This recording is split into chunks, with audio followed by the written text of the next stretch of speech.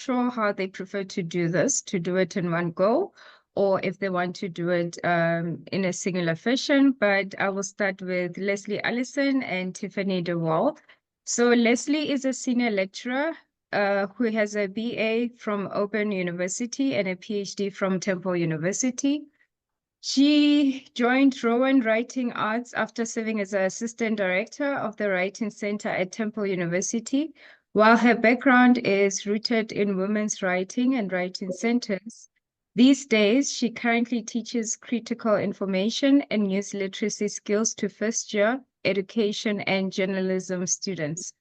In both teaching and research, what drives Leslie the most is helping students develop confidence in their ideas, their writing, and themselves. Her research interests include critical information literacy, literacy studies, women's writing, and rhetoric. Part of this pair is Tiffany DeWall, who's also a senior lecturer, who has a BA from Messiah College, MA from Villanova University, and a PhD from Temple University. She teaches courses in the first-year writing program, the technical and professional writing concentration, and the health and science communication program, as well as courses for the Mattinson Honors College. In her writing and teaching, she focuses on digital information literacy, student research practices, media literacy, and rhetorics of science, technology, and medicine. Her research background is in early American literature and culture and the rise of institutionalized medicine. Her research interests include digital information literacy, student research practices, writing in the disciplines, rhetorics of technology and medicine, as well as media studies. So that is our first pair. The second one, and I had to ask for the pronunciation, and I hope I will get it right because I was practicing. Jimena Gallardo, who is a professor of English, also known as Dr. X, is a professor of English at LaGuardia Community College and a member of the CUNY Graduate Center Doctoral Faculty in the Interactive Technology and Pedagogy Certificate Program. She earned her PhD in English from Louisiana State University in 1997. Her research interests include gender and film, and she has published and presented widely on issues of representation in popular culture. Her book, Alien Woman, a study of the representation of women and gender in the Alien film series, was co-authored with Dr. C. Jason Smith. Jimena has been editing Wikipedia as user Dr. XGC since 2012, along with LaGuardia librarian and Professor Anne Matsushi.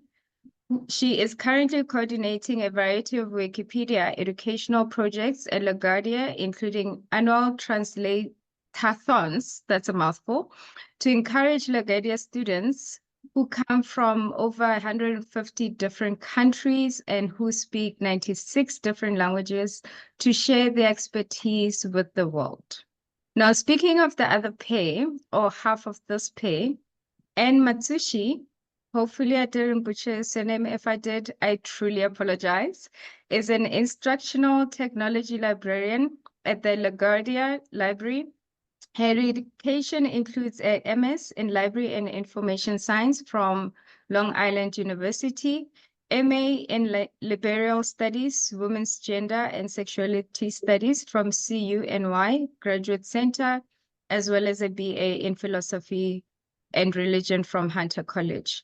Her areas of expertise or research include free culture, libraries, science fiction, gender, AAPI studies, Wikipedia, queer theory, as well as comic books. Very interesting biography, by the way. And then last but not least, Dr. Mary Tan, who is an assistant professor and digital humanities librarian at the University of Illinois, Urbana-Champaign. Her approach to AI is informed by her application of machine learning to study the global history of screen culture from 19th century missionaries who used projectors to Latin American documentary films. At Illinois, she contributes to the campus-wide working group on AI's implications for research and leads library instruction on visual, textual, and multimodal forms of AI. So I will hand over to my panelists to get this going, and let's have a productive discussion afterward. Over to you. Thank you, Lesego. So we will start with Leslie, and let me just pull her slides up. Thank you so much. And my research partner, Tiffany DeRule, unfortunately could not be here today. We actually are pulled in opposite directions on AI. She's doing the AACU seminar for AI in our stead. Today I want to engage in a few thought experiments around generative search, particularly around the relationship between generative search and access to primary text. So to get us there, I want to actually start with Virginia Woolf. So I'm sure many of us in the room are familiar with her famous work, A Room of One's Own. And in the opening pages, Woolf narrates a scene where, while strolling the fictional grounds of Oxbridge College, she suddenly has an information need. She wants to learn more about women in fiction. And being on a college campus, naturally, she attempts to enter the library. But upon opening the door, a guard, described as a guardian angel, a deprecating, silvery, kindly gentleman, immediately blocks her entrance and informs her that women are not permitted into the library without a male chaperone. She is turned away, and she must find herself content to only allow her mind to wander in its own unanswered questions. And she builds upon this scene to kind of make her famous argument that there are socio-political apparatuses of education, and that these kind of locked libraries prohibit women's information-seeking opportunities and ultimately have stifled their artistic contributions throughout history. So what I want to do today, though, is imagine the scene playing out differently. So imagine if, upon approaching the library door, the guard instead told Woolf, "Well, I cannot let you into the library yourself, but I can answer any questions that you have." So then imagine that Woolf proceeds to ask the guards questions about the relationship between women and fiction. The guard thinks for a moment and then provides an answer. The answer sounds coherent enough. Woolf asks the guard for sources. He walks into the library briefly and turns with 5 website pages. And the website pages don't quite match her original question, but there are earmarked snippets that seem to mimic the guard's answer. And she wants to know where she can find more like them. Where can she read the books about her questions? But the guard cannot let her in, and he can only continue to offer her these answers. So it might be asking ourselves, would Woolf find this a satisfying information-seeking experience, or would she describe this as yet another way of denying access? So I'm sure you can see where I'm going with this. We are on the precipice of a new information landscape that looks much like the one I just described. For the past 20 years, Google has dominated the global search market due to its unprecedented advancements in information retrieval. Since 2004, information seekers on the web have had a search experience that gave the impression of having limitless amounts of information at our fingertips. But that is starting to change. Thanks in part to Google's own business model that prioritized SEO, ad revenue, personal data capture, along with the rise of social media, the Google search experience has greatly deteriorated. And that's created a public appetite for alternative information-seeking experiences. Even before the public introduction of generative AI, the search landscape had already been fragmenting. More people under the age of 30 are now actively turning to social media sites like TikTok, YouTube, and Reddit for their information needs rather than Google. And in the past 2 years, Google's market share has declined from a high of 90.1% to today's share of 86%. So obviously, that's still an overwhelming market share, but it reveals how the trend is turning away from Google and not towards it. And during this turn to social media, search has largely remained the same. So although social media search differs from Google in its privileging of audiovisual content and peer-to-peer exchange, Social media search still largely relies on traditional information retrieval practices, keyword search, ranked relevant hits based on those matches. So within this fracturing ecosystem, we are now seeing a very different player in the search market. We're now seeing the rise of generative search engines. New generative search engines such as U.com and Perplexity promised users something entirely different, not just relevant websites, but fully synthesized, curated answers. As a result of being put on their heels, Google, Microsoft, and OpenAI have then been forced to release their own versions of generative search well before they probably would have liked. And in May 2024, Google announced the rise of AI overviews, which embedded generative search responses into every user's Google page, whether they wanted it or not. So it's worth dwelling on what generative search is promising. First, it promises the user curation. So the idea that the large language model will be able to easily understand your query, even if you don't have the right keywords, and that you will be able to curate relative information on your behalf. So Sundar Pichai kind of famously claimed in May, let Google do the Googling for you. Second is promising synthesis. It promises that generative search engines will read, it'll ponder, and it'll integrate copious amounts of information and synthesize it into a response tailored to your exact level of understanding. Next, it's also promising a multimodal interaction. So this is a picture of Sha'Carri Richardson looking at a picture of like a gazelle and circling it to find out how fast it is. So that you can have identify an image and have it be translated in some way to text. And then lastly, it of course promises speed. It's promising that you'll need to take less clicks and spend less time searching for information. So this promise has actually long been the dream of Google. The official mission of Google, according to its mission statement, is to organize the world's information, make it universally accessible and useful. But in 2012, Larry Page actually told a different story of what he thought Google should be. He said that it should be less of a site that organizes information and more of a place that provides answers. So he says, the perfect search engine would really understand whatever your need is. It would understand everything in the world deeply, give you back exactly what you need. So that promise, as I'm sure we all know, has yet to be fulfilled. Almost immediately after the launch of Bard, after the launch of AI overviews, after the launch of Search GPT, these companies had to wrestle with immediate negative media coverage regarding wildly inaccurate results. Kind of the most humorous one is that AI overviews suggested putting glue on your pizza. More disturbingly, AI overviews said that in response to how many Muslim presidents have we had, that Obama was a Muslim. Search GPT asked about when a concert was, but then the concert had already taken place. And so these kind of stories are kind of ricocheting across the internet and making it into funny tweets and look how wrong they are. But I want to say, like, the generative search is producing inaccurate results is, of course, alarming, and it has real impacts.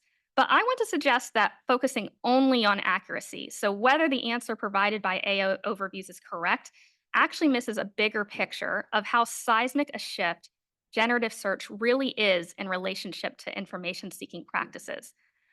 So there are a lot of places to focus on, but today I want to explore one particular question, which is how does generative search alter the relationship between the information seeker and primary text, and why does that matter?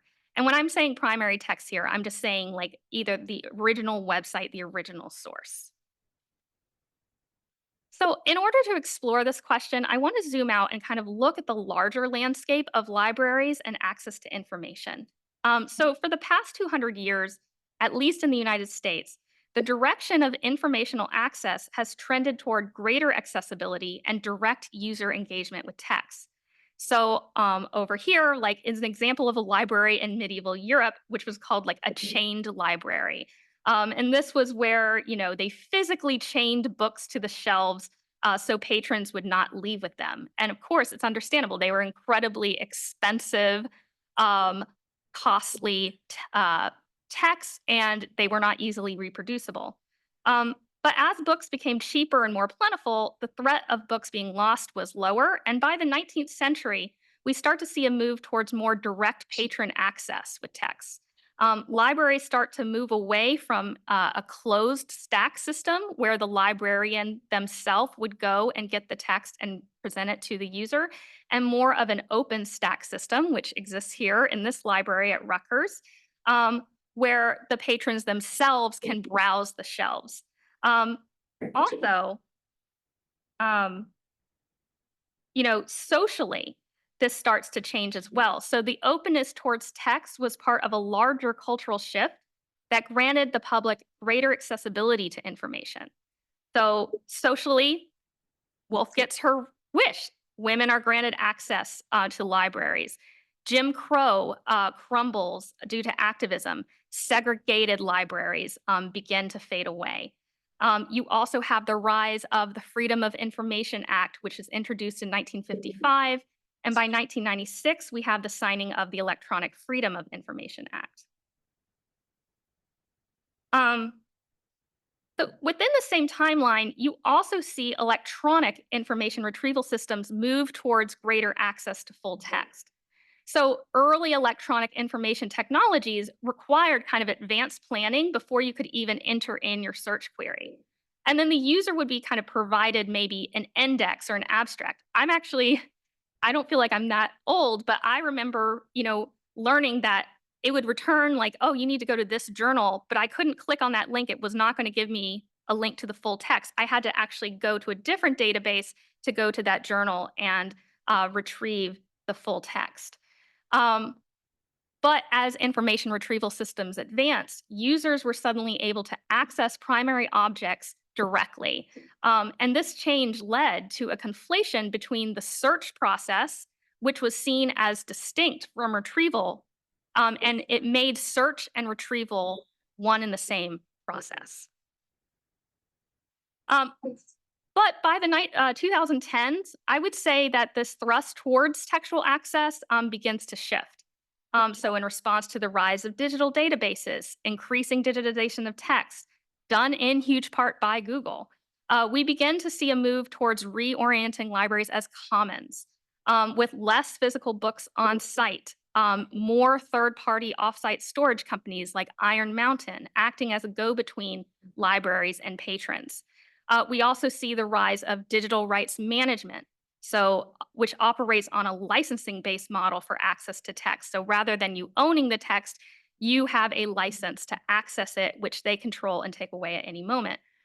We also see news organizations reacting to declining revenue, suddenly creating dynamic paywall systems and blocking access to articles that in previous years were freely available to consumers. So how does generative search operate in relationship to textual access? I would suggest that generative search is accelerating this trend. So it's hindering access to full text rather than granting more access. And I would argue that it does this through a process of kind of unstable, opaque, and dubious citation practices. So for example, I include some things here. So the choice to include links or not, whether the search engine will return links or not, is not always clear. How many sources and links they return, rarely is it more than 5.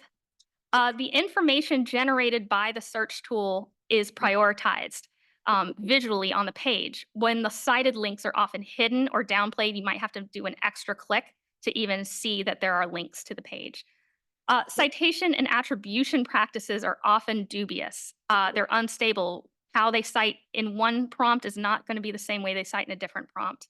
And in a way, I would say that generative search engines are kind of like novice students who are doing bad citation practices. They often cherry pick random text.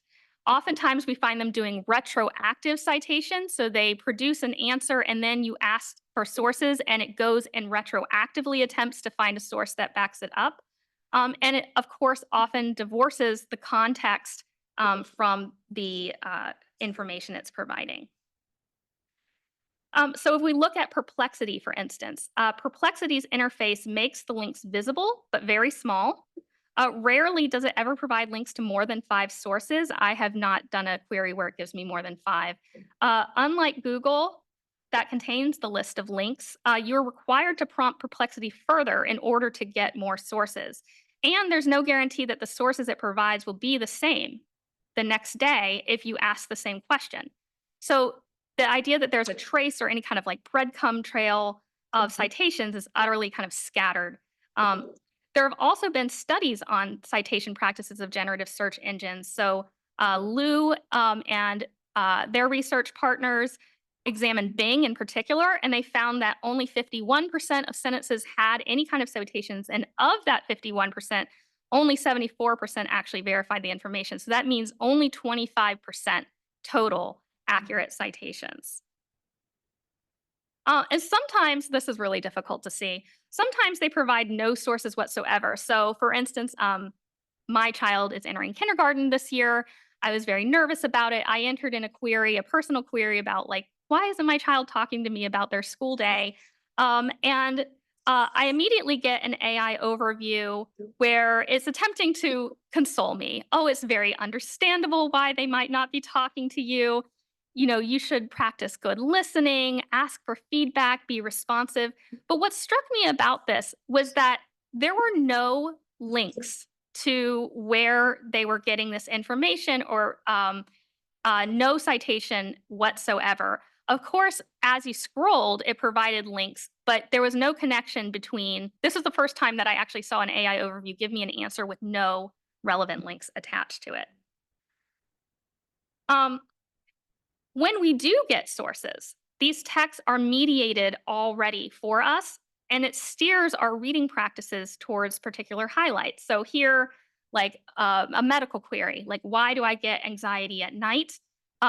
It provides a list of possible reasons, and when I click on the list, it provides a highlighted area, which is presumably saying, look, this is where the generative search engine is getting its information from. But it's steering your eyes and your reading practice to seeing that. And it gives the presumption of verifiability, it gives the presumption of authority to the AI overview. So, you know, why does this really matter? I really just kind of want to leave us with some questions. I want to invite us to have a conversation about this. I don't have any particular answers myself.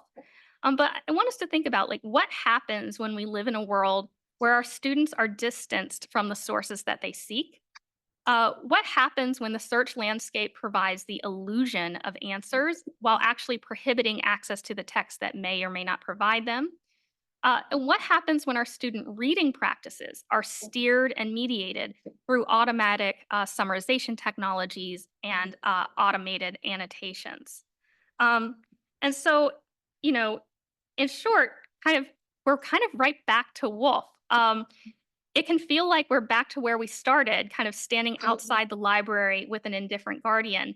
Wolf famously says, well, that a famous library has been cursed by a woman is a matter of complete indifference to a famous library. And I would say, you know, if I can easily feel that a famous search engine that's been cursed by me, a college professor, is a matter of complete indifference to said famous search engine.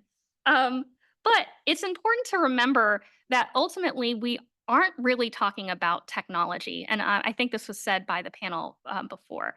We're really talking about ideology, about knowledge construction, about who gets to make knowledge. I hope that we can maintain that focus as we continue to wander like Wolf around our own respective college campuses and indulge in the freedom and power of our own minds. Thank you. Because we divided it sort of. Hello, everyone. We sort of divided the slideshow into half. So I'm going to do sort of the first half, and Anne's going to do the next half. Obviously, I'm going to introduce myself.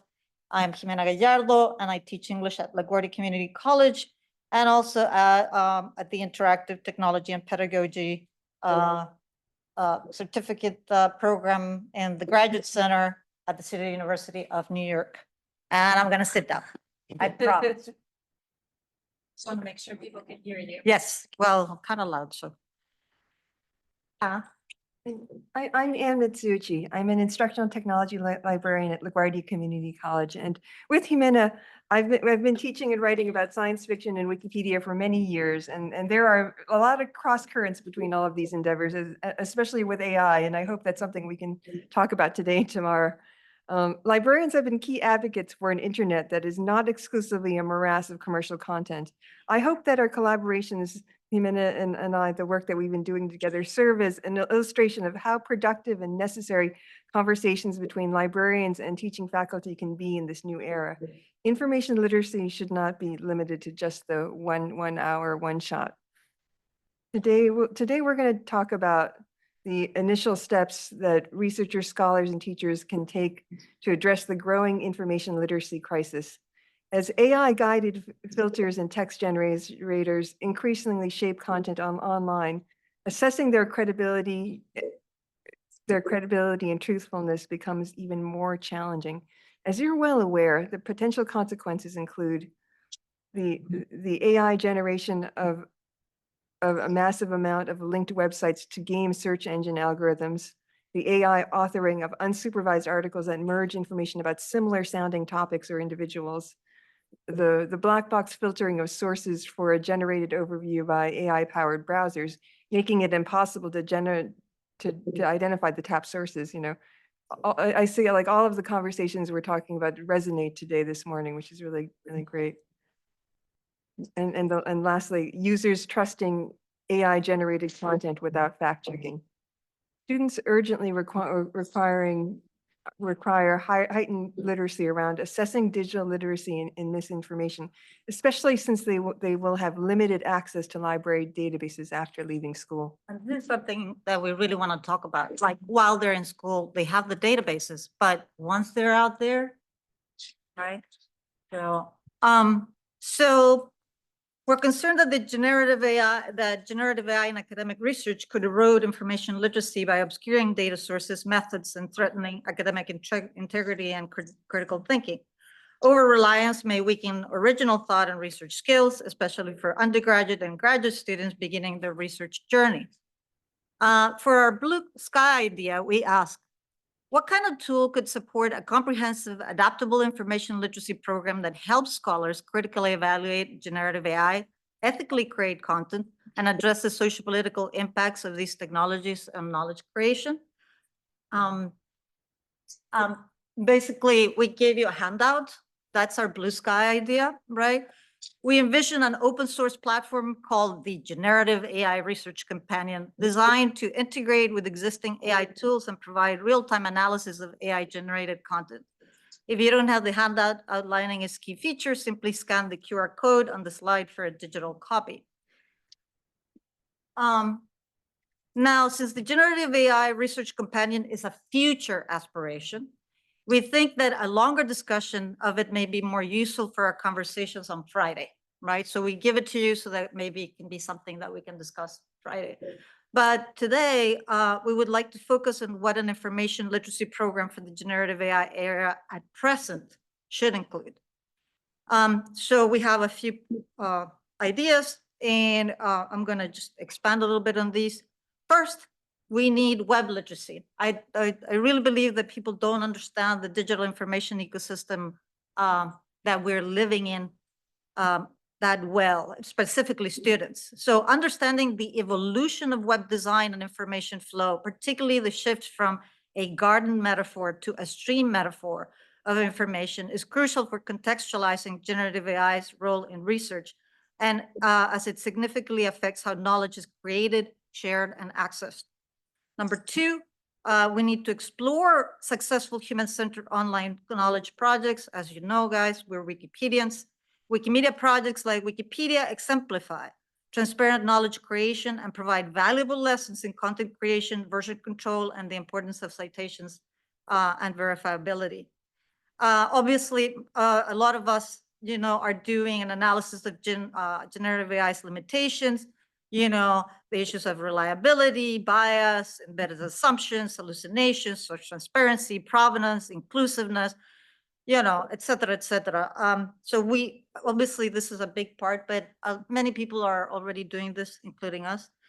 Exploring solutions for maintaining academic integrity while leveraging generative AI capabilities, and development. And I believe that we should develop practical generative AI research skills. At present, mostly hands-on activities for fact-checking and assessing AI-generated information, but these could include literature review assistance, data analysis, experimental design, cross-disciplinary connections, rapid prototyping, or even bias detection. So so what we want to focus on for the little time that we have is these two. So currently, scholars and educators are focusing on at least three aspects of information literacy, or the three last, sorry: analyzing generative AI's limitations, exploring ways to maintain academic integrity while using generative AI, and developing practical research skills for it. We know this because several of our colleagues at LaGuardia, including ourselves, are implementing these efforts. However, we've noticed that the first two aspects often receive less attention, largely because their significance isn't widely recognized. The first one involves understanding the profound influence of the medium, which Luke was talking about in some ways this morning, in which generative AI operates. Okay, so why do I have that? Oh, it's because it's Caulfield. Okay. So one of the subjects I teach is the history and uses of the web. Over the years, Anne and I have used various metaphors to describe the evolution of the web to our students.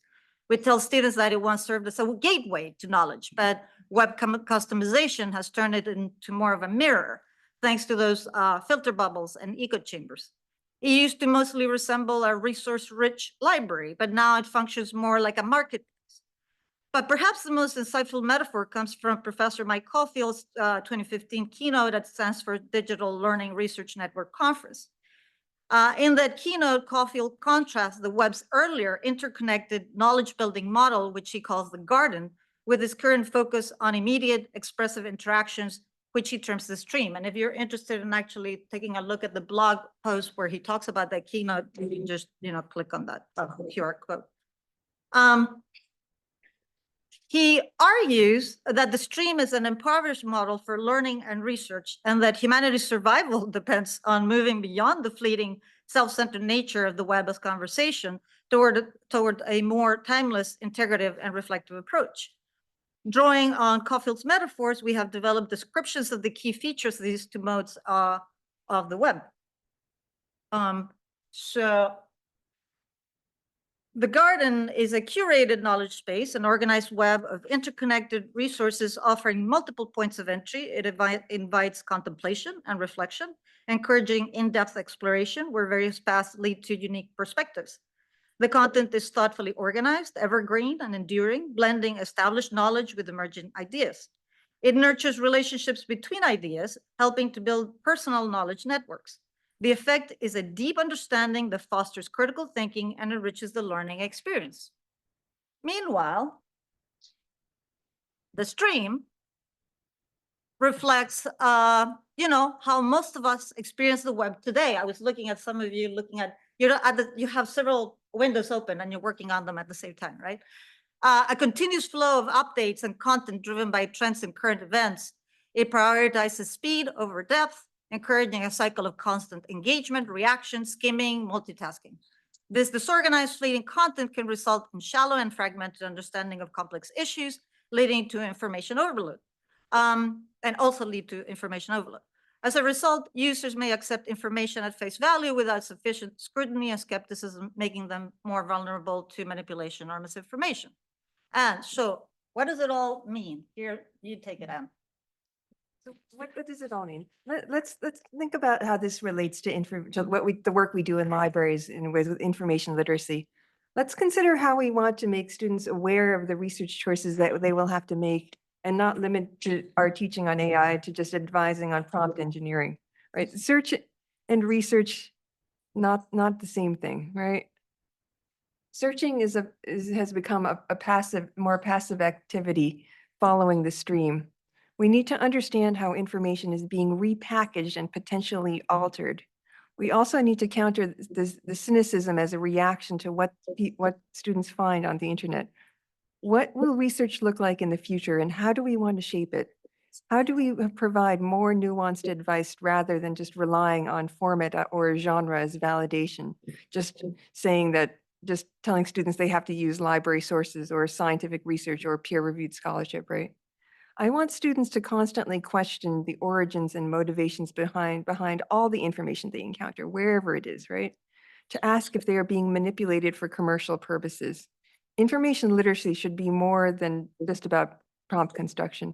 I think the ACRL InfoLit frame, information creation as a process, offers some good reminders about how we need to emphasize how information was produced in the past and how AI is radically transforming the traditions of publication and curation that educators rely on.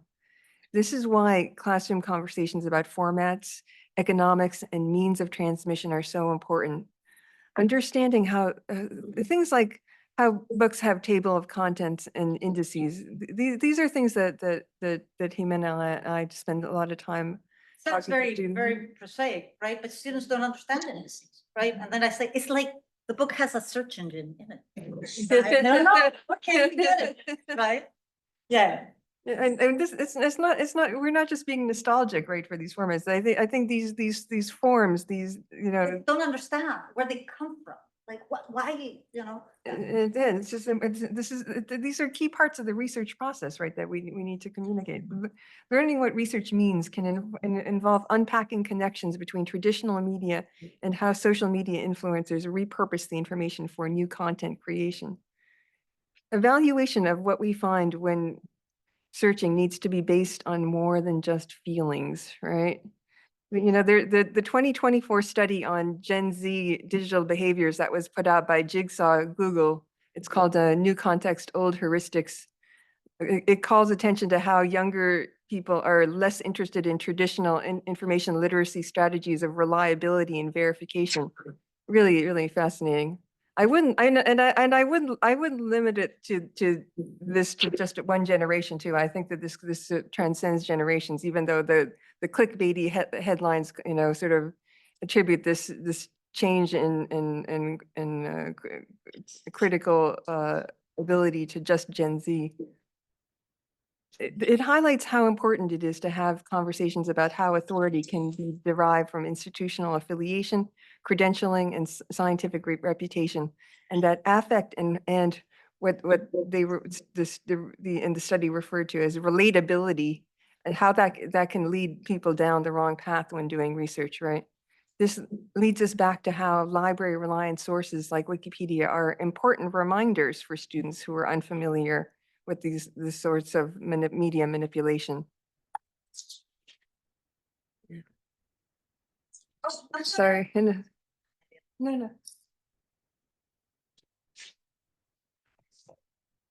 There's a paragraph, the second paragraph I have to read, so just so you know. Oh, okay.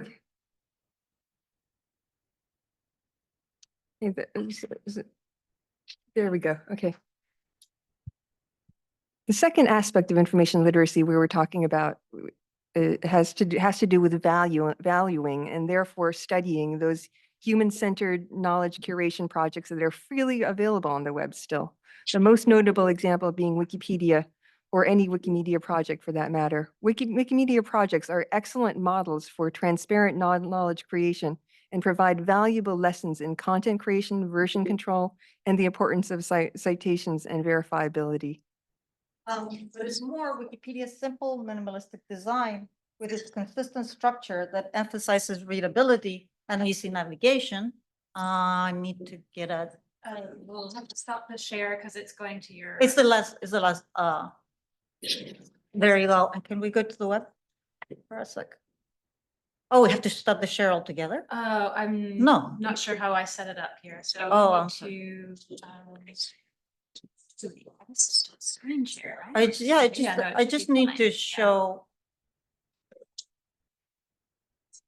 Sorry. I wanted to do something else.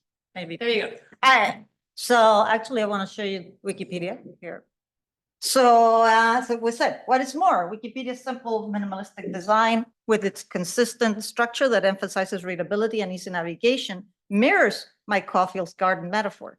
It fosters a space where knowledge grows and evolves through collective contributions and careful cultivation. The academic bias against Wikipedia is so ingrained that this semester, for example, one of my colleagues assigned a Britannica article to their students that was not only less thorough than this Wikipedia counterpart, but also overloaded with ads. So let me show you what was, okay, so now the ads are not working, but trust me, here's, so the students are supposed to read this article that is full of pop-ups, right? And somehow this is touted as the good source, right? That they need to use, instead of this one, which is created on purpose for easiness of readability and so on and so forth, right?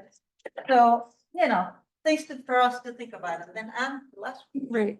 It always surprises students when we talk about Wikipedia about how it's a non-commercial entity online, right? That the very idea of such a thing seems to be surprising. Nobody's tracking them.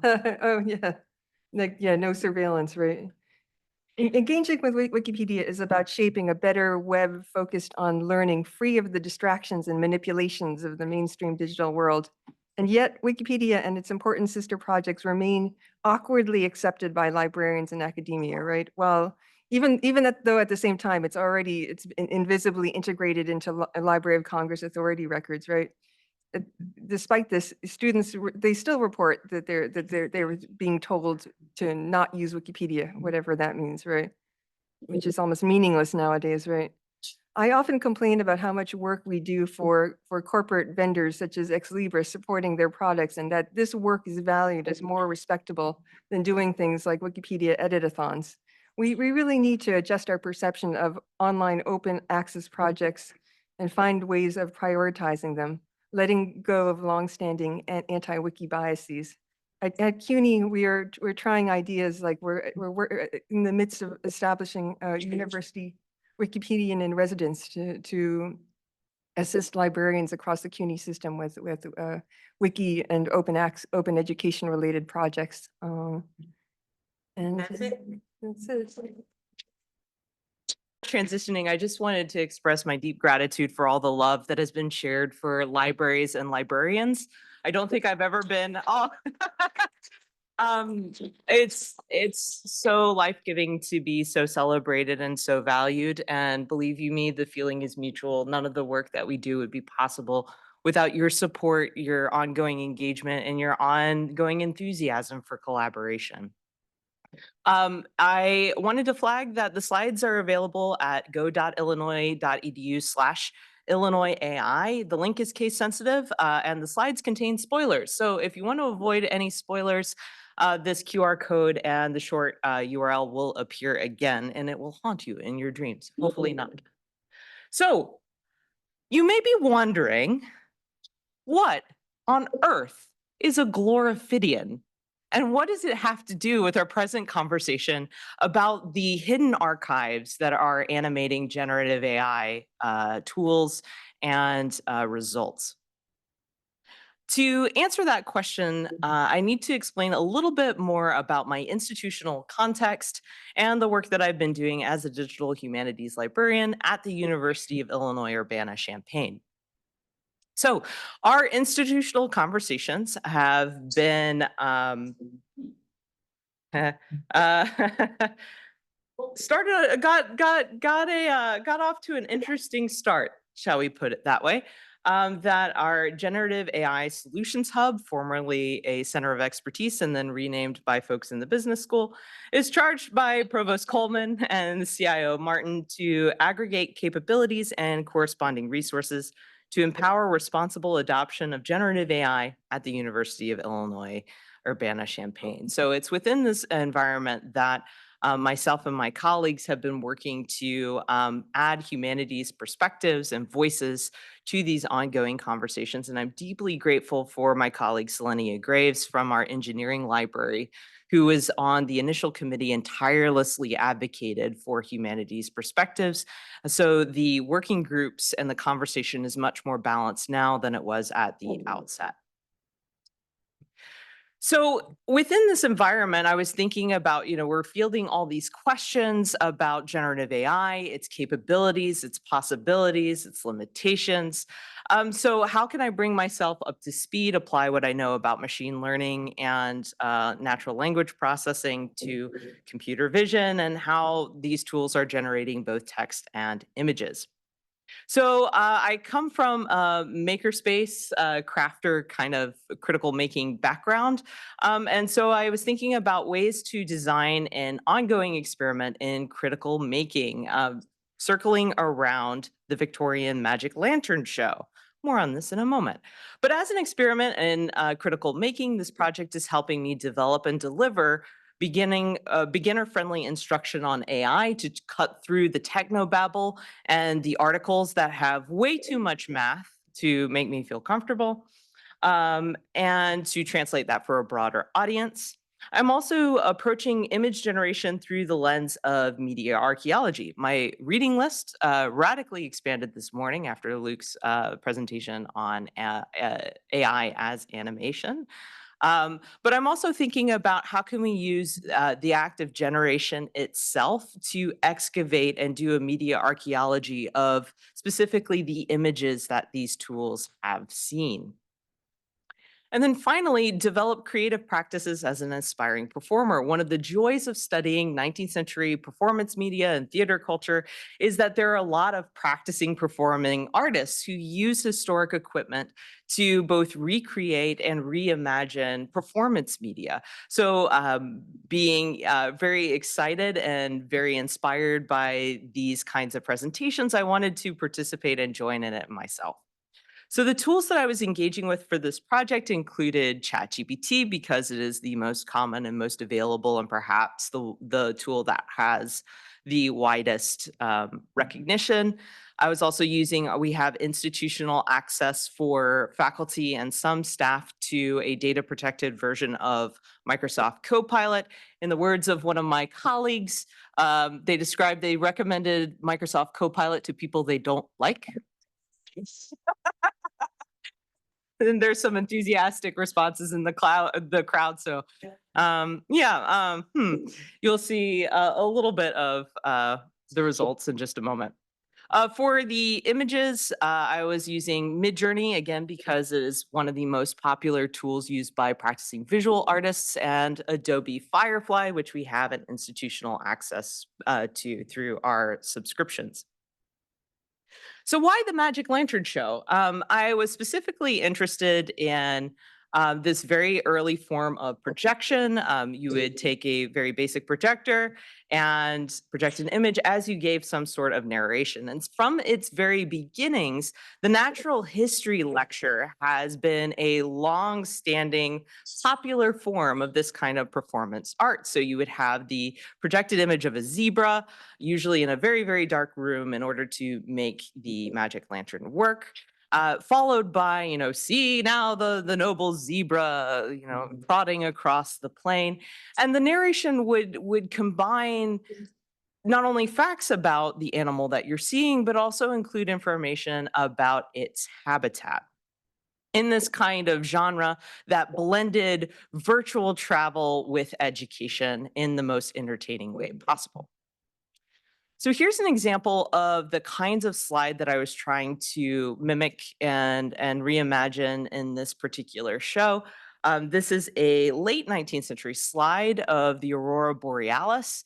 And if you had more sophisticated equipment, you could actually do some pretty spectacular visual effects where you could have the undulations or mimic the undulations of the Aurora Borealis itself as this special effect, and as you were talking about Arctic exploration. Rather than recreate a natural lecture or natural history lecture about real creatures, I wanted to do something a little bit more playful, a little bit more fun. So I wanted to focus on fictitious creatures and mythical creatures instead. But before I get into that, I have to say that, it might seem like I'm kind of lolloping along with great enthusiasm and great speed, but what I'm masking is that there was a high degree of anxiety just to even begin this project, because as a humanist, being very attuned to and aware of all of the AI's critiques and the ways that it is shaping conversations, especially about artistic practice and labor. So one of the things that I point out in all of my library instructional sessions from the start is the how AI was part of the SAG after strikes and conversations about labor and the role of generative AI tools in the writer's room specifically. For this project, though, I was thinking about what is the relationship between this project and artists' labor, and arriving at the thought that this project is about my own creative process and thinking about my own possibilities for how I approach performance. And really the process is the goal. It's also not foreclosing opportunities to collaborate with artists in the future. In fact, it may give me a little bit more shorthand to communicate and begin a conversation about what the visual and textual components of a lantern show might be.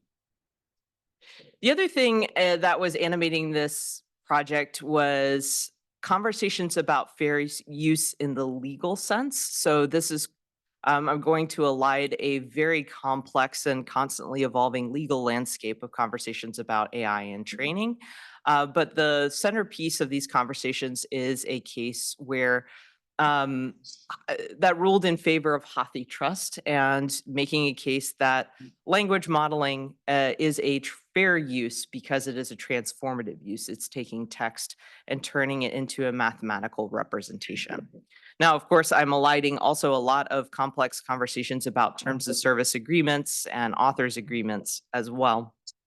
But by focusing on 19th century material, I was working with material that had whose copyright had expired. The artists are no longer living, and their work is now in the public domain. And that was really important for me to emphasize, especially as I was thinking about the artistic labor that went into this particular project.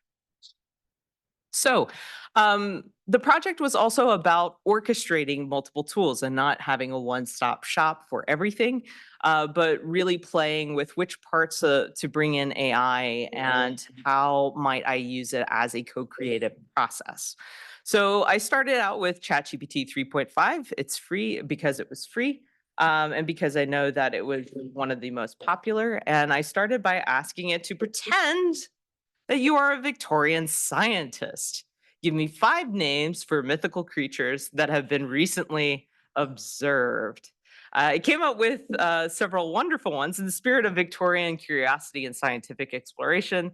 Here are 5 names for mythical creatures that have purportedly been recently observed. And the first one was my favorite, the luminiferous ether serpent, a sinuous ethereal creature that glides through the air, emitting a soft, otherworldly glow. This particular phrase would become the heart of the prompts that I was going to be using in the next step for image generation. So ChatGPT continues, witnesses report sightings during moonlit nights, describing its undulating form as it weaves through the night sky.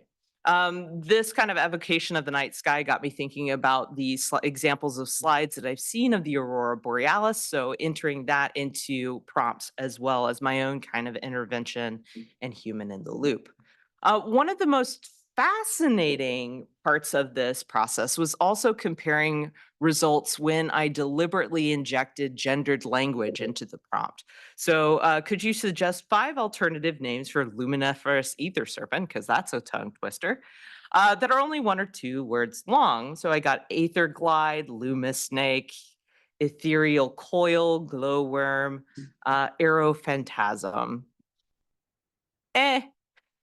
And then I asked, please give me 5 more, but pretend a woman scientist named them. And I got Aeroglow, Spherion, Etherealis, Luminostra, and finally, my personal favorite, Gloriphidian, which Luminosity is a close second, but that there was a kind of elegance to the responses that I got when I was deliberately centering feminism and women's perspectives in my prompts.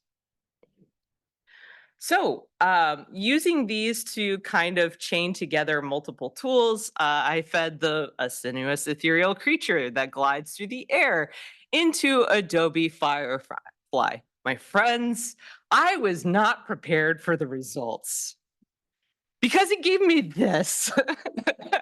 Something that looks like it's straight from a Kate Bush music video. Like we're back in Wuthering Heights, you know, walloping about on the heath.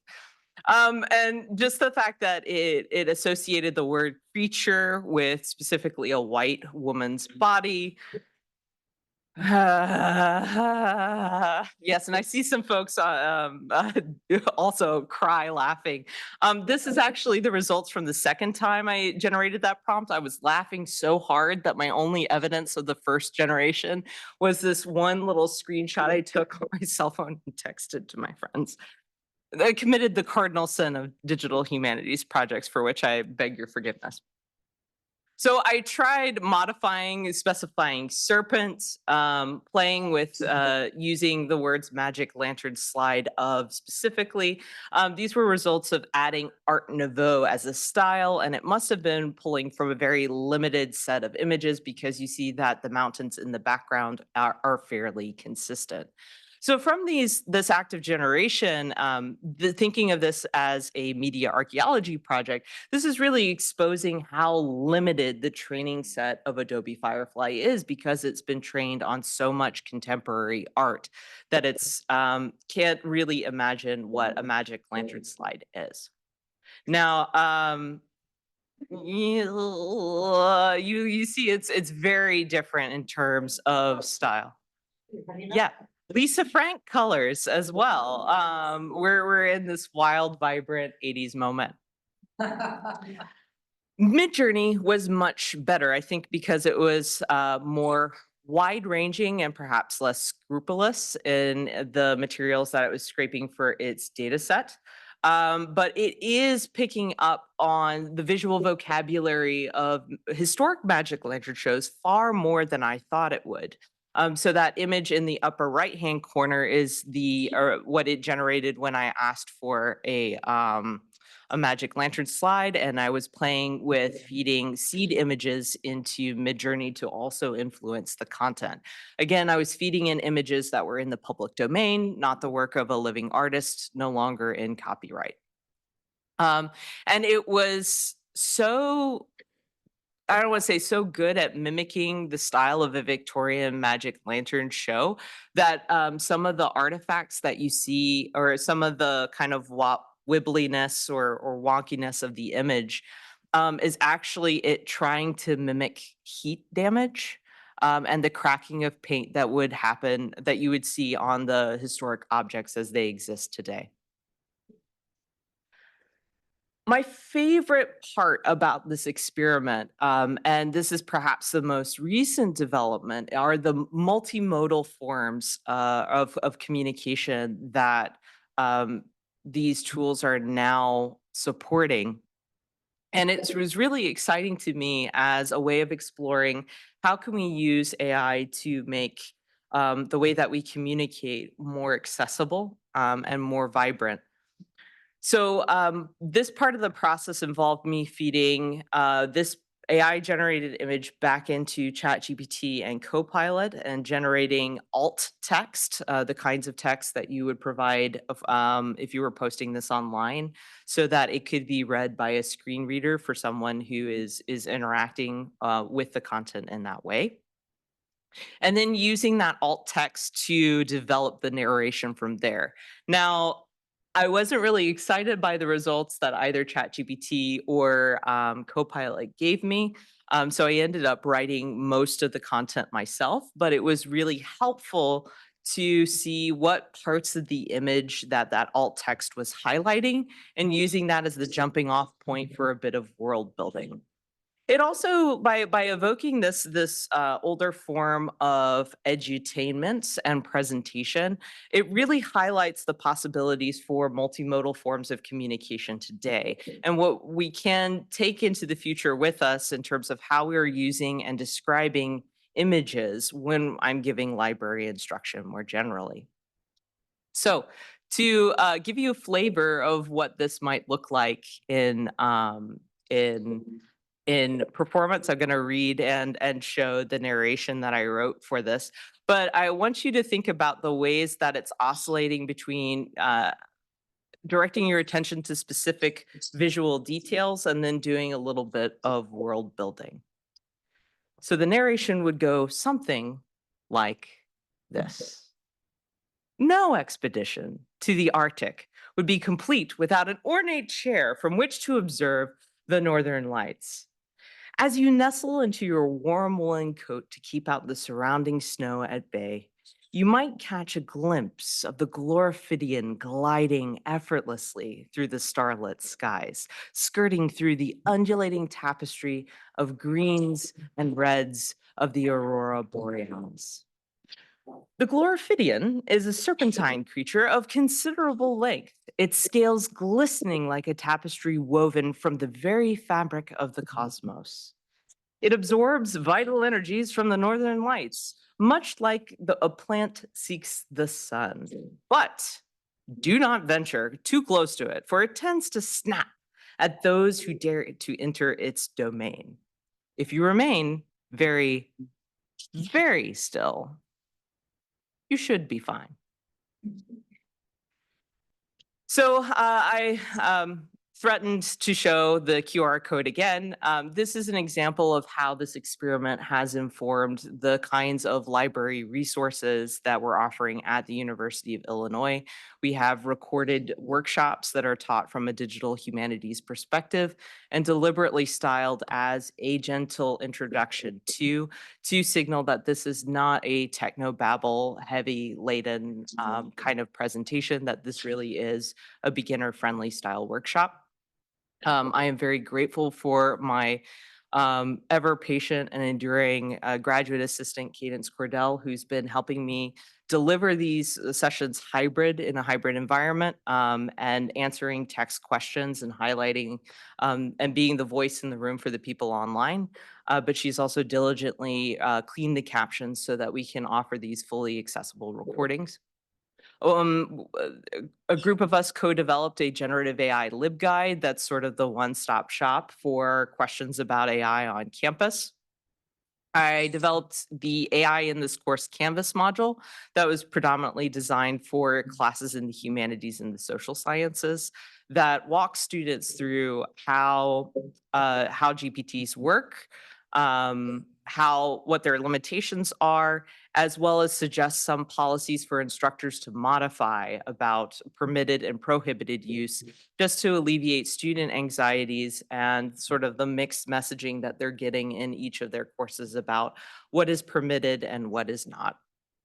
We have a ChatGPT zine forthcoming. And we've been doing some train the trainer sessions to bring our colleagues and the subjects or subject area specialists up to speed so that they can be empowered to deliver beginner-friendly instruction as well. There is a project website. It's an ongoing experiment, so it will continuously be updated. But again, as a maker, one of my the things that I'm most excited about is turning this into a full-blown performance, and perhaps with some 19th century lantern slides via cardboard, laser cutter, and a whole lot of hot glue. But I hope that you'll continue to follow the project, and if at the very least, use our materials as inspiration for your own. Thank you. We will start. Sorry, I forget that I have to speak on the microphone too. We will start with Emma. So I believe we talked about this a bit in our previous discussion after the last panel, but it came up here, and I'm curious to hear your thoughts. As like a critical disability studies scholar or who does work in that realm, I'm kind of hesitant about the, I guess, like usage of these technologies to like promote access for students, but even like putting my librarianship hat on right now, promoting access to information. So I guess what do you all think about that? And like, can we think beyond using or implementing these types of technologies to think about structural problems of either like access as it relates to disability or information?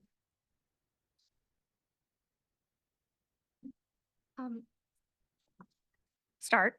I've thought about that question a lot as well. And I hear this, it sounds like we're hearing kind of the same thing, which is a lot of times like the digital divide is brought up in conversations about AI. So, oh, the concern is are privileged students going to be able to have access to paid subscriptions of ChatGPT, and we're going to be leaving marginalized students kind of behind because they're not having access to these tools. And so there's been this conversation attempting to situate access to paid subscription models in this context of the digital divide.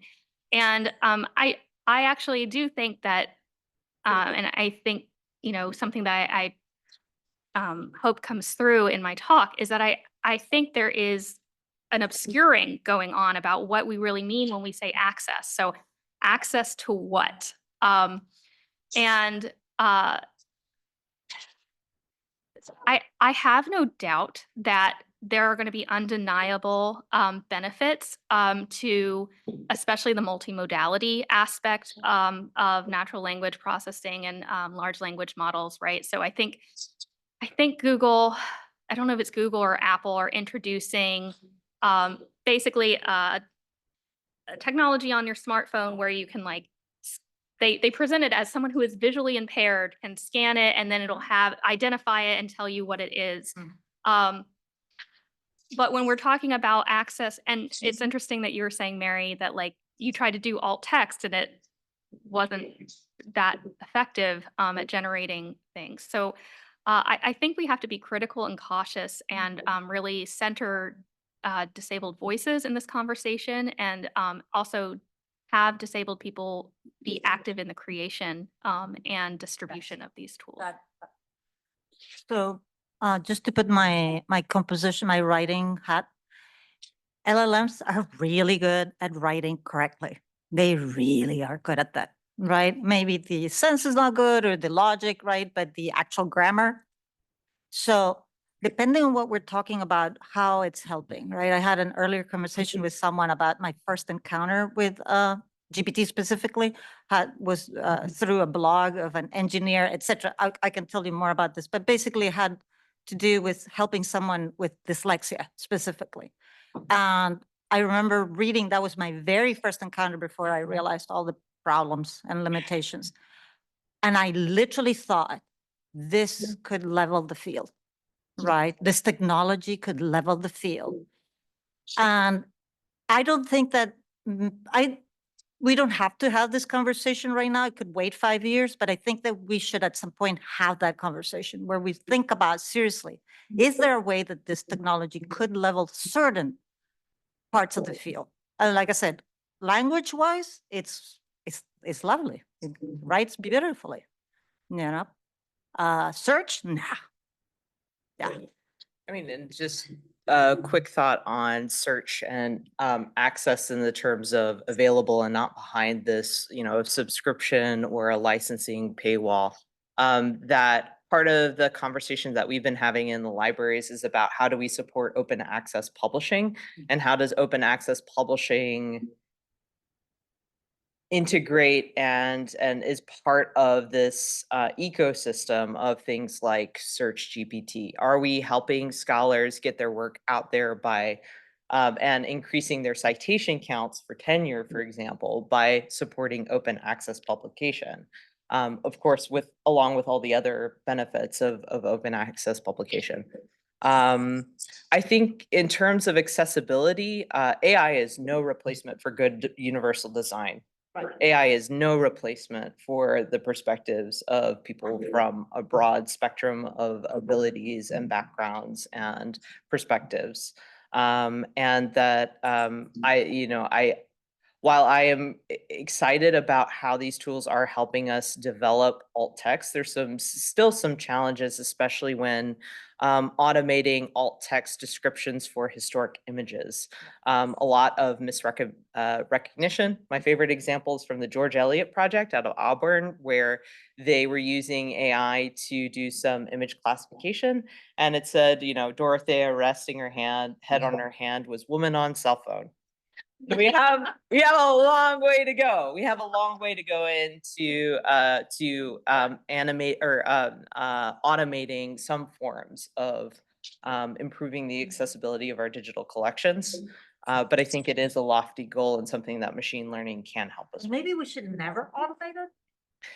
Well, when you're facing a backlog of millions of images. We have a long time. If I can follow, is it okay, Francesca? No, I don't need to start to hear you, so please use the microphone. If I could just follow up on that question. So first of all, this has been a wonderful panel. I'm trying to make this not too narrow. I loved your presentation, Mary. When you say we have a long way to go, that long way is going to be significantly driven by low-paid people, right? And I think that that's what there is absolutely good reasons to come up with good alt text. And there's no reason why it couldn't, in theory, be done through automated systems. But automated systems can only get better in the current paradigm, which is the paradigm that the industry is committed to, by fine-tuned data sets for Victorian illustrations. And the way that developers do that work right now is by farming it out to companies like Scale AI that can deliver it as cheaply as possible, so that whatever benefits there are, hopefully some, and I agree completely that nothing about us without us, right? We should find out if this is something that the people in the disabled community that is assumed to want this, we should find out what they want and need. But assuming that they do, the benefits of it, other than to them, are going to go up to tiny, basically investors in a small handful of companies that are vying to be the leader in the industry. And we know that all of that is very uncertain. So I just think we need to keep thinking about that. I mean, this really goes back to things that Luke was saying, that, there's a political economy here. And the people who have the most to benefit from the political economy want us to just think endless improvement. With this particular paradigm, endless improvement is largely going to come from people. And we know almost nothing about how these people are paid and treated. And what we do find out is usually pretty bad. So not that you are not at all doing this. You were not at all doing, and nobody is, everybody here knows that, I'm saying it as much for the record, for the archive, that, that the sort of, I have a list of like sort of 10 things I constantly hear in conversations about generative AI, and that sort of are problematic. And on that list is, this is the worst model you're ever going to see, right? I think that one comes from Ethan Mollick, but whatever. And that logic, if they're going to get better, right now, by and large, means we're going to entrench the political economy that we already find problematic, and we're going to have progress off of that entrenchment without paying attention to what that is going to do for the political economy itself as it becomes more and more absolutely in favor of companies that do not care what we think about education, do not care what we think about libraries, are not invited. Why haven't librarians been at the table all along, et cetera? I'm preaching. I mean, but to your point about labor, I think that, I don't think there's going to be great commercial value in a model that can correctly identify the content of a magic lantern slide. And I think that that's actually really exciting for possibilities for academics to be involved in the process and to develop a more equitable, ethical, and pedagogically engaged process. So if, for example, we're thinking about grants that would fund the creation of highly specific models for historic content that are informed by these conversations about ethics, about that wouldn't rely on outsourcing the labor of doing that work. So I think I do want to kind of make a bit of a distinction between some of the specialized models that libraries and academic researchers need can be developed through non-commercial means. And can be done so in conversation with all the collaborators in really generative and exciting ways. Yes.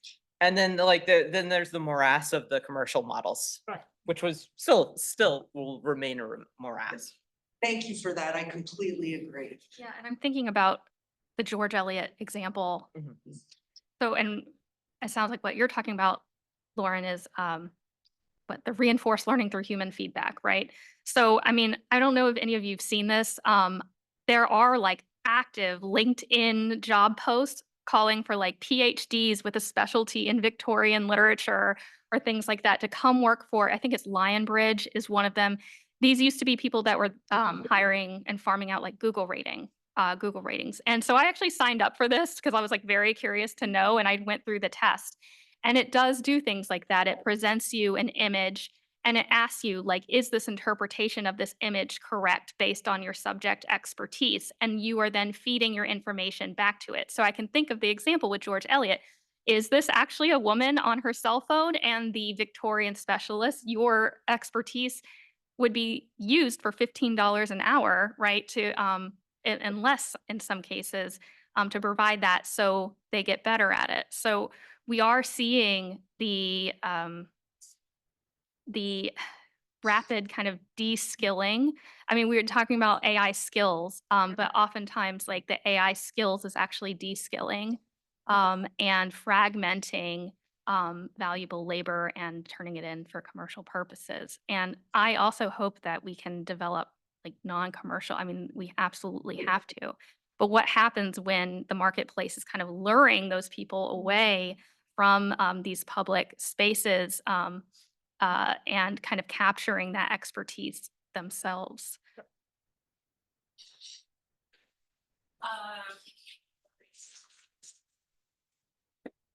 Thank you. I really enjoyed all these presentations. I have a very broad question, which I'm just going to take advantage of a room full of librarians to ask.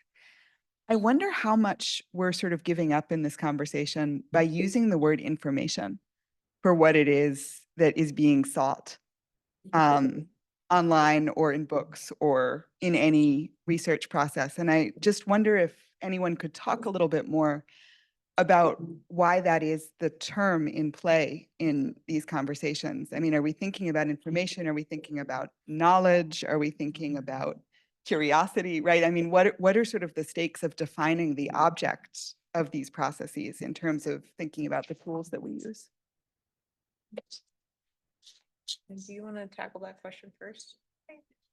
I think I'm just recalling that there was some piece in the ACRL, one of the ACRL journals, that was defining different kinds of research, and I was going to look to that to sort of first to sort of think about the breadth of your question, which I think is very interesting. You know, I mean, I think maybe to some extent we are just using the sort of the language that we've been given and that we're used to, and that in our you know practice as teaching librarians, we've been defining it as information literacy in a very sort of inaccurate and perhaps overly broad way. So I think your question is really important. And I was hearing some mutterings about knowledge. Well, because, we do that in Mhm. class. We literally have a class about the difference between knowledge, wisdom, information, data, right? Data is not, yeah. And so we would literally talk to the students about the difference of all these meanings and how one informs the other, right? So that's why I was moderating. Sorry. No. Information is not knowledge, obviously. Well, and I think within the world of librarianship, we're also dealing with a lot of in-field legacy terminology as well, that we tend to characterize things like, how do you evaluate a source and how good it is as information literacy and using information specifically. So I think that that's also feeding into why information has become a key feature of this. And also why information seeking has been so dominated so dominant in the conversations about how do we engage with this. But I also think that there's kind of this fundamental shift in the library world from thinking about the library as information resource to its role in supporting knowledge creation. And that it's that kind of extractive model versus conversation. Yeah. And where I get really excited is when, we have to teach people the problems of information seeking with AI and all its limitations. But now we're thinking about what happens when we're in conversation and the knowledge creation process is interactive.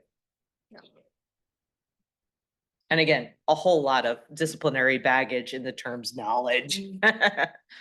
It's probably better than bibliographic instruction. So we've Yeah. made some progress, but John? Yeah, thank you. I have a question for Jimena and Anne. I really appreciated the distinction between the garden and the stream and those two images. And it got me to thinking about how separable those two are, and how there might be a stream in a garden. And then, because I find it really interesting how, like, I'm right with you in terms of, Wikipedia is pretty great, or it can be. I mean, 15 years ago, I was definitely like making fun of it, but it's a different thing now. And it strikes me that compared to traditional books, that Wikipedia is sort of a garden with little streams going into it, just in the sense that it's obviously editable and things like that.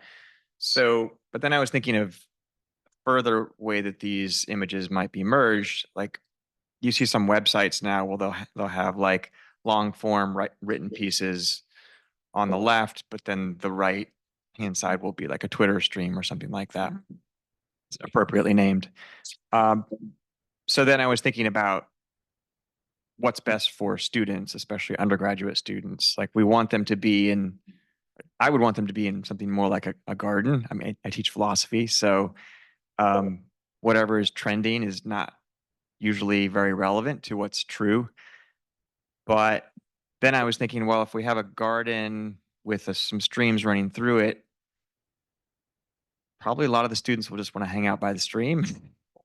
So yeah, and it feels familiar, and then the rest of the garden isn't moving very much, so it seems boring, and they're used to things moving fast. So I don't know how far these images and metaphors can be extended, but do you have any thoughts or responses in terms of how these two, because obviously there is something useful about streams in terms of real-time information, and it's more easily updatable, and we can fix errors more quickly, and Wikipedia is easier to edit than Encyclopedia Britannica in printed form.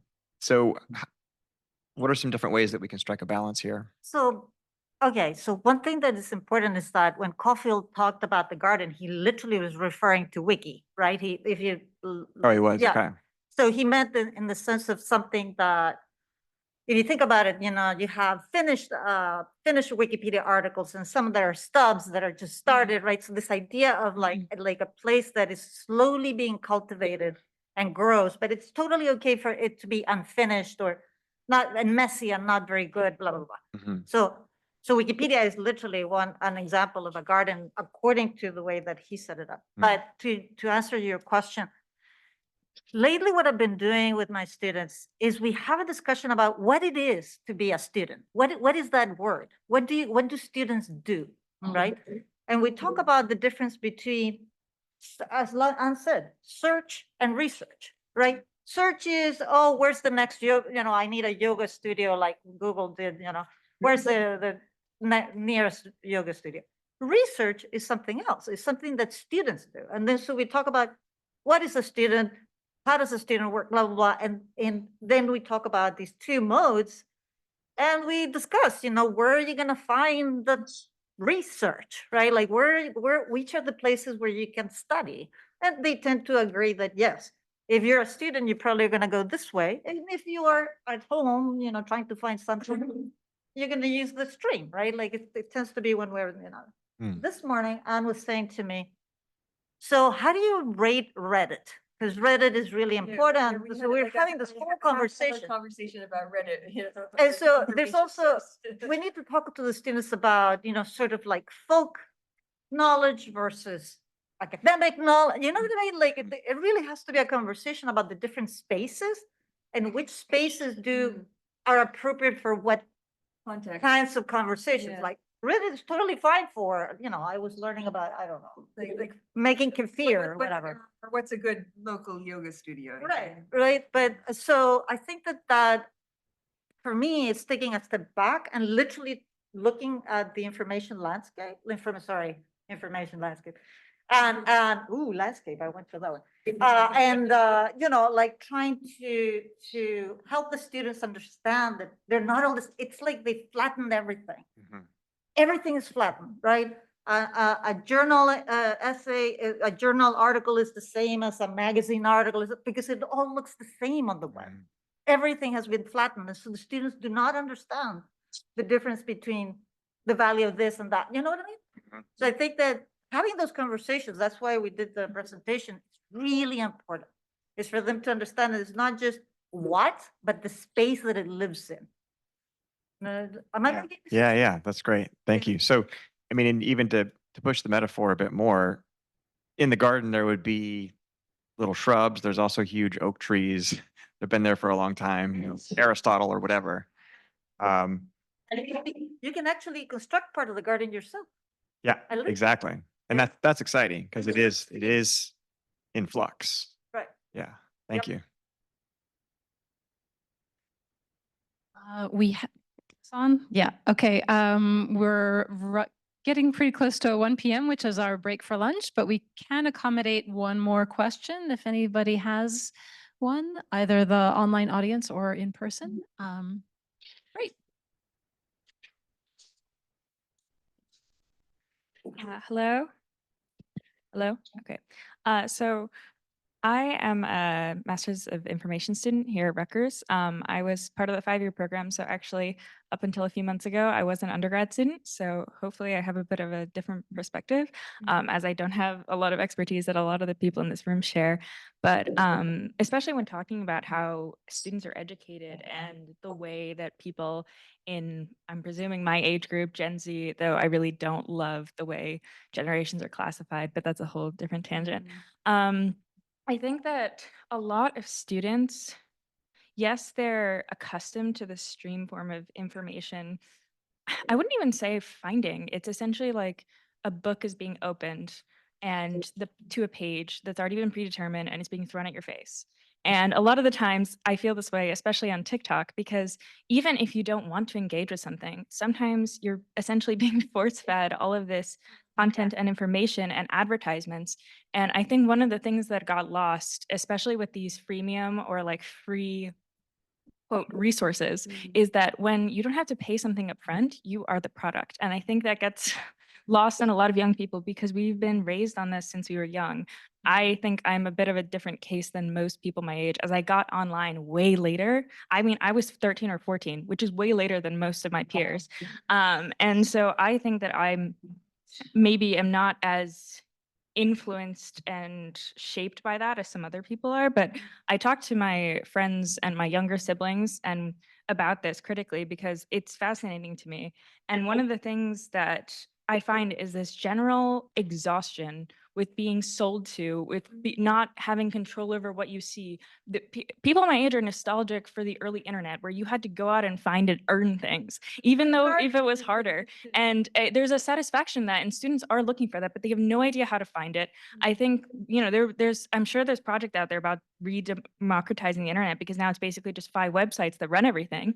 And there are people interested, and a lot of the times they just don't know where to look. They don't know where to get in contact. Things like Reddit are popular because you're essentially looking for a scrap of humanity in something instead of just being a bot generating something that they think you'll like. And so I think human connection is honestly what people look for online, even if they don't necessarily write that in the search engine or they engage with AI. But even then, that's why we project onto AI, is because you're looking for somebody to give you that form of knowledge making that really only can exist between humans. Oh, So that's a bit of a rant. that is brilliant. That is brilliant. So I guess my question then, since that was a bit of a rant, is like, how do you plan to engage students? Because I know for a fact, because I was in that position a few months ago, that students want to be a part of the solution. They want to essentially, they don't want the easy solution. Not everybody does that. And sometimes when they do, it's out of desperation because there's no space for failure in the current education system with how much money we put into it. So what are our mentors, our professors going to do to help us be involved? Yeah, and so I'm not a librarian. I am a writing arts professor at Rowan. You can major in English or writing. And so I teach first year writing, and I think about this question all the time. And everything you're saying is true. One myth that I think that I like to kind of debunk for many of my students is this idea, again, I keep coming back to this idea of skills or literacy, that it's somehow students' fault that they can't find information because they have poor research skills, or they can't, they're in a rush all the time and they're producing subpar work because they don't care. And I try to call attention to the larger structural issues that are shaping the way we receive information. You can't find good information because it's not there, or because it has been de-ranked, because it's not matching like SEO optimization. And this is my biggest worry with, you talked about like how everything is the same, that like books look the same, that a newspaper. I think I came across the word container collapse that describes that. And so where you are scrolling on Twitter and like something from the New York Times looks exactly the same as someone's regular post, which looks exactly the same as something else. And that's my ultimate fear with generative search, is that it's going to collapse this information even further and further distance students and people in general from what you're saying, the information versus knowledge. I do think it's interesting that perplexity models itself as where knowledge begins and not where information begins. So that's something I try to do, is like get them to stop, because many students are so kind of like, down on themselves or about their own abilities. And it's like, you are living in this situation that has been constructed for you. So I completely agree with this, putting the blame on the students is to ignore what we were talking about a second ago. But most importantly, to be honest, what we did in our class is we built the possibility of failure over and over, right? So it's like you were saying, the stakes are too high right now. So, some years ago, I decided my classes pass-fail, meaning you have to do all of these things. So they engage in the process, right? And if you engage in the process, you pass the class. That's totally fine. And then if you want, a better grade, we can have, I have these things that you do, whatever. But if you do that, if you move from product to process, then the students can feel like they can risk things, that they can experiment, that they can do it not right, and that's totally okay, which is crazy because risk and failure is part of learning. So, so I would say generally to my colleagues, it's time for us to move away from making everything so high stakes, because that's taking us nowhere. But I think a lot of us would agree with that. So, Yeah, I mean, this is going back to the earlier calls of that we need to sort of rethink everything that we're doing, in higher ed, right? I mean, thinking about grading and the products that are being graded and the processes that are being followed, Yes. I mean, I feel like I approached that kind of question or I'm really grateful for all the resources that have been built in the digital humanities community for thinking critically about a wide range of tools, a wide range of process, and opening up the conversation in higher ed about, productive failure and having room to reflect on failure. So I'm deeply grateful for those conversations in digital humanities, and want to see that continue on in conversations about AI. no. But I mean, we can talk more later. If you're interested. Yes, I'm going to stop us here because I don't want us to lose our lunch window here. So Can I say one thing? Just that in terms of all the people interested in student input, I think this panel has been exemplary because, what Mary's doing is a great project for, getting students involved in tools and their limitations. And, I don't know if you actually want your students, Anna and Jimena, to be involved in editing Wikipedia or writing Wikipedia. Yeah, right, exactly. So, this is very can do. And I think the same with what you're describing, Leslie, that, and students don't have to, search engines are useful. Students don't have to use Google, I have decided that, to ask my students which search engine they would like to have be the class search engine, and choose between a non-surveillant, non-AI synthesizing option. And I think, in other words, we have choices, and you are all offering superb ones for the very issues that are rightly concerning our students. So I'm feeling very jazzed. Yay! thank you.